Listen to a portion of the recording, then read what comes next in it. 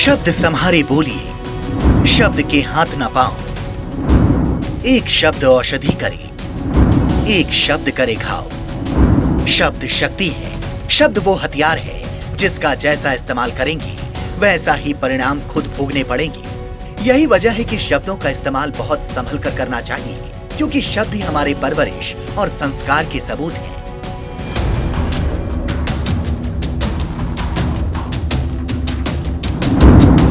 शब्द को समझना है तो उस काल खंड में चलना होगा जहां द्रौपदी के कहे शब्दों ने महाभारत की पटकथा लिख दी।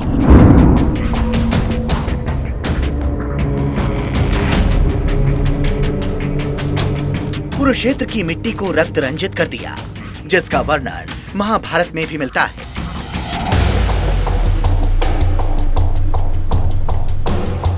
जहां युद्ध खत्म होने के बाद भगवान श्री कृष्ण द्रौपदी को शब्दों का पाठ पढ़ाते हैं, उन्हें उसकी ताकत से अवगत कराते हैं। तो चलिए उस काल खंड में भगवान श्री कृष्ण और द्रौपदी के बीच की उस चर्चा को सुनते हैं और समझने की कोशिश करते हैं कि आखिर शब्द की महत्ता क्या है। 18 दिन के युद्ध ने द्रौपदी की उम्र को 80 वर्ष जैसा कर दिया था, शारीरिक रूप से भी और मानसिक रूप से भी। नगर में चारों तरफ विधवाओं का बाहुल्य था।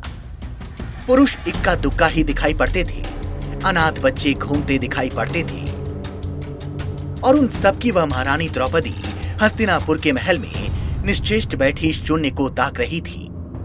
तभी श्री कृष्ण कक्ष में दाखिल होते हैं। द्रौपदी कृष्ण को देखते ही दौड़कर उनसे लिपट जाती है।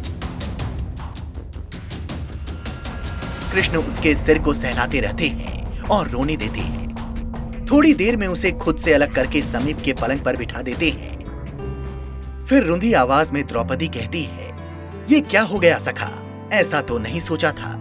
कृष्ण कहते हैं, नियति बहुत क्रूर होती है पांचाली, वह हमारे सोचने के अनुरूप नहीं चलती, हमारे कर्मों को परिणामों में बदल देती है। तुम प्रतिशोध लेना चाहती थी और तुम सफल हुई द्रौपदी। तुम्हारा प्रतिशोध पूरा हुआ। सिर्फ दुर्योधन और दुशासन ही नहीं, सारे कौरव समाप्त हो गए। तुम्हें तो प्रसन्न होना चाहिए।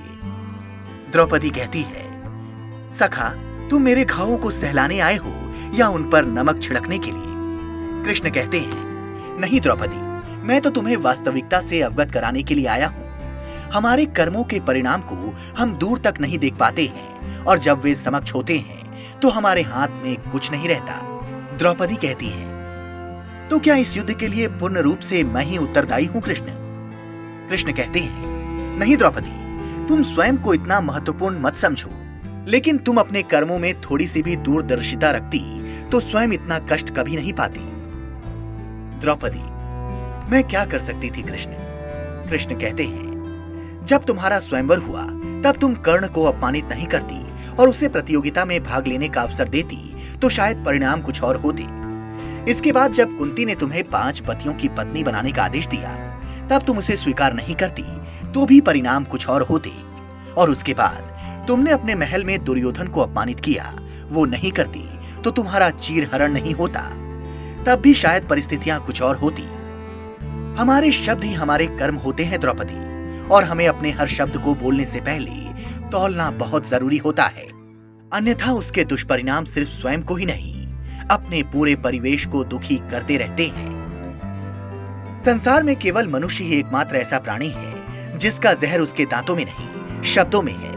इसलिए शब्दों का प्रयोग सोच समझ कर कीजिए। ऐसे शब्द का प्रयोग करिए जिससे किसी की भावना को ठेस ना पहुंचे। ऐसे ही ज्ञानदायी वीडियो देखने के लिए हमारे चैनल को सब्सक्राइब करना ना भूलें।